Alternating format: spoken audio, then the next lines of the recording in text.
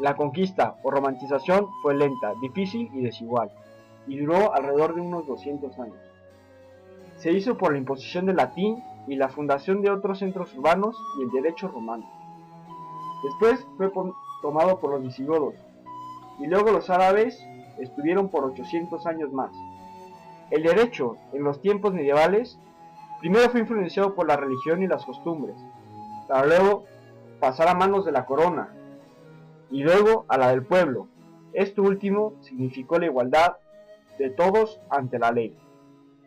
La conquista fue de manera pacífica por los portugueses, al contrario de los españoles, que implantaron sus reglas.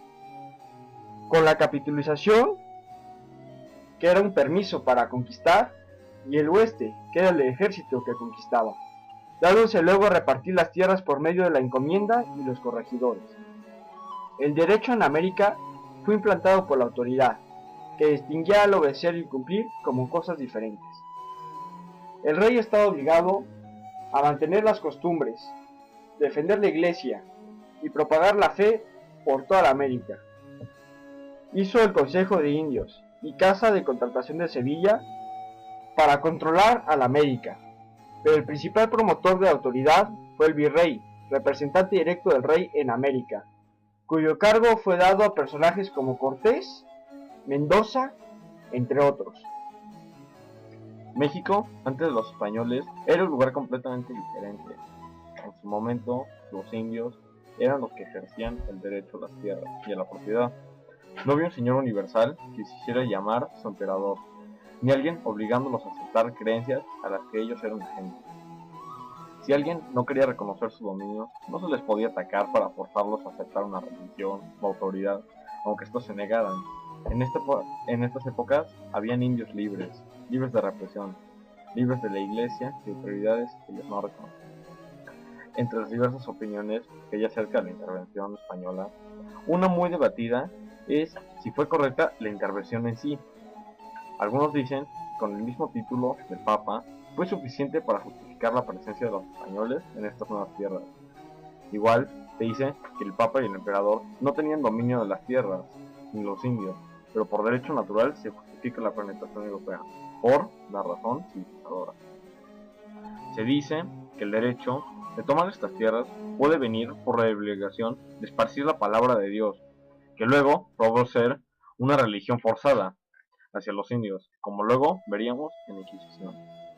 También se argumenta que era deber de los colonizadores el de civilizar a los bárbaros en estas tierras, por más que estos se resistieran a este cambio. Lo que verdaderamente pasó fue que los españoles establecieron una tiranía, alianzas forzadas, fueron obligados a abrazar una ideología, y la iglesia se termina forzando como el pensamiento único a los indios. El 25 de junio de 1767, en todos los colegios de la Nueva España se presentaron las Fuerzas Armadas, con el delegado del virrey que notificó que por orden del rey Carlos III, todos los jesuitas quedaban desde ese momento incomunicados y tenían que salir para España. Los maldecires que causaron su expulsión se achacaba a los jesuitas de haberse enriquecido enormemente en las misiones y haber intervenido en la política. La actitud de los defensores de los derechos de la Santa Sede contra los regalistas fue la verdadera causa de la expulsión de los jesuitas. El despliegue de las Fuerzas Armadas evitaron que los alumnos y parientes de los jesuitas pudieran hacer nada más que un poco de ruido. El 4 de octubre de 1749, la corona española emitió una cédula en la cual las parroquias debían confiarse al clero secular. En menos de una década, los franciscanos, los dominicos y agustinos perdieron numerosas parroquias que habían gobernado desde el siglo XVIII. En la Nueva España había 2100 monjas en todo el país, dispersas en 49 conventos. Se dividían en dos clases: los blancos, en los cuales cada monja tenía una criada, y las recoletas, que seguían la vida común estricta. Juan Ginés de Sepúlveda, un humanista destacado, definió a los indios como esclavos por naturaleza. Bartolomé de las Casas refutó las palabras de Juan Ginés.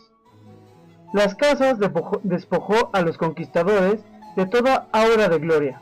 También era oponente de Hernán Cortés, su principal, para ser exactos.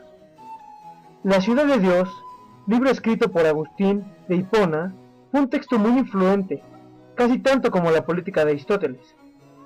Los primeros franciscanos esperaban darle un nacimiento a la iglesia en las nuevas tierras, el Nuevo Mundo.